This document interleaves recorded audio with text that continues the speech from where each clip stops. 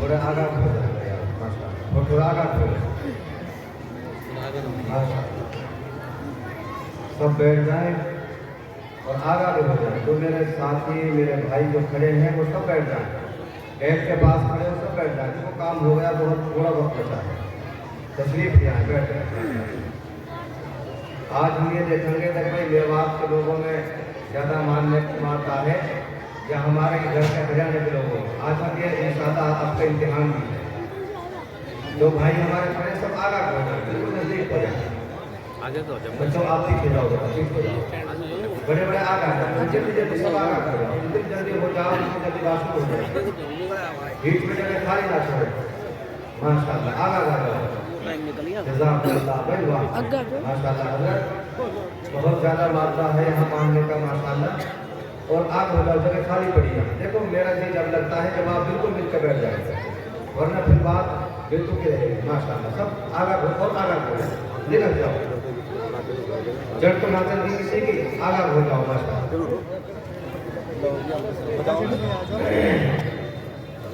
अब आप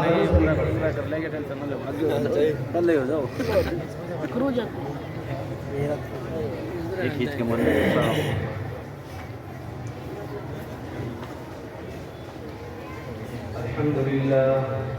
अल्हम्दुलिल्लाह नहमदुहु व नस्तईनुहु व नस्तगफिरुहु व नु'मिनु बिही व नतवक्कलु अलैहि व नऊज़ु बिल्लाहि मिन शुरूरि अनफुसिना व मिन सय्यिआति अअमालिना।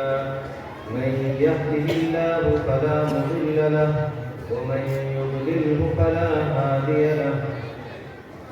व नशहदु अन ला इलाहा इल्लल्लाहु वहदहु ला शरीका लहु ونشهد أن سيدنا ومولانا محمدا عبده ورسوله أما بعد فقد قال الله تبارك وتعالى في القرآن المجيد والفرقان الحميد. أعوذ بالله من الشيطان الرجيم. بسم الله الرحمن الرحيم. إذ قالت امرأة عمران رب إني نذرت لك ما في بطني محررا فتقبل مني إنك أنت السميع العليم. صدق الله العظيم. فقد قال النبي صلى الله عليه وسلم إن الله يرفع بهذا الكتاب أقواما ويضع به آخرين أو كما قال عليه الصلاة والسلام.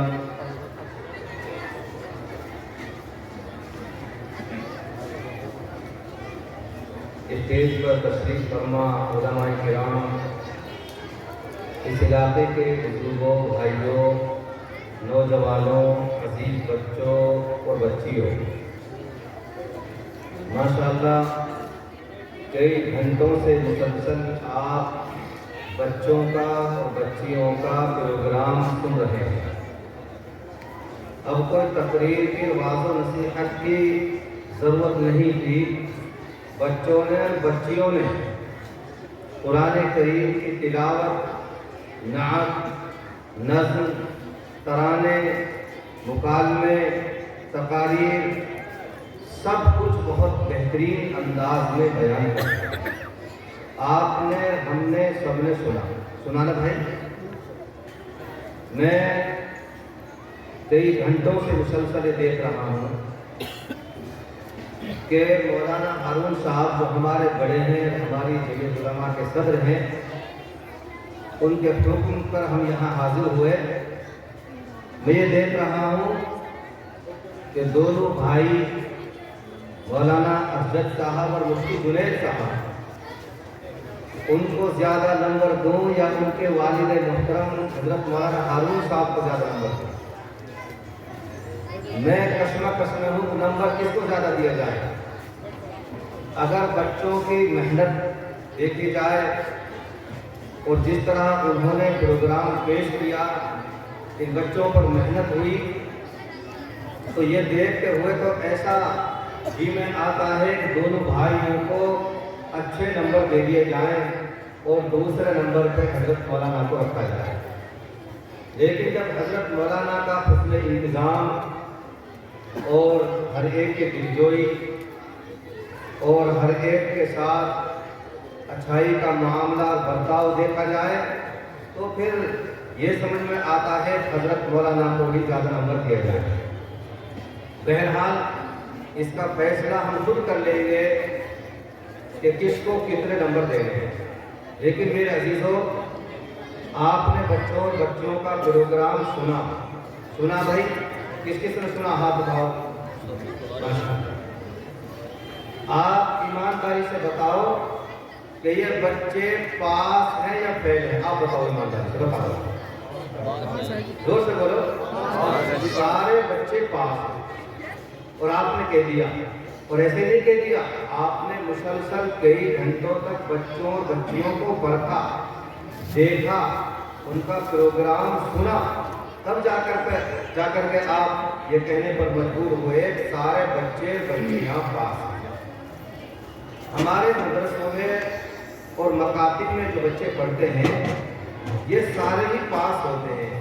ہمارے یہاں فیل کا کوئی سسٹم اور نظام نہیں ہے. ہمارے یہاں سارے بچے پاس ہی ہوتے ہیں. فیل پاس کا سسٹم کہاں ہوتا ہے؟ اسکولوں میں، کالجوں میں، یونیورسٹیوں میں، وہاں یہ معاملہ ہوتا ہے فیل کا، پاس کا، ری کا. ہمارے یہاں یہ معاملہ نہیں ہوتا. ہمارے یہاں تو سارے بچے بچیاں پاس ہی ہوتے ہیں. اور آپ لوگوں نے پاس کر دیے. 2 بچے تھے جو اسکول میں پڑھتے تھے، نام ان کا کچھ بھی لگا لو. 2 بچے اسکول میں پڑھتے تھے. ایک بیچارہ غریب گھرانے کا تھا اور ایک مالدار گھرانے کا. دونوں کے پیپر ہوئے، رزلٹ آؤٹ ہونے کی تاریخ آئی تو یہ غریب لڑکا کہنے لگا چلو بھائی اپنا رزلٹ دیکھ کر آتے ہیں. کیا ہوا؟ تو یہ مالدار گھرانے کا بچہ کہنے لگا کہ بھائی ایسا کرو کہ تم چلے جاؤ، میرا رول نمبر لے جاؤ اور تم ہی میرا رزلٹ دیکھانا، مجھے بتا دینا چپکے سے. اور سنو، ہمارے یہاں لوگوں کی بھیڑ رہتی ہے اور آج اتفاق سے کچھ مہمان بھی آنے والے ہیں. جب رزلٹ دیکھ کر آؤ اور میں اگر ایک پیپر میں فیل رہوں تو ایسے مت کہنا کر کے تم فیل ہوئے پیپر میں. تو کیسے کہوں کہ یہ کہنا کہ تم سے ایک مسلمان بھائی نے سلام کہا تو میں سمجھ جاؤں گا کہ ایک پیپر میں فیل ہوئی. اور سن، اگر 2 بچوں میں فیل رہوں تو یہ کہنا کہ تم سے 2 مسلمان بھائیوں نے سلام کہہ دیا. لو ٹھیک ہے.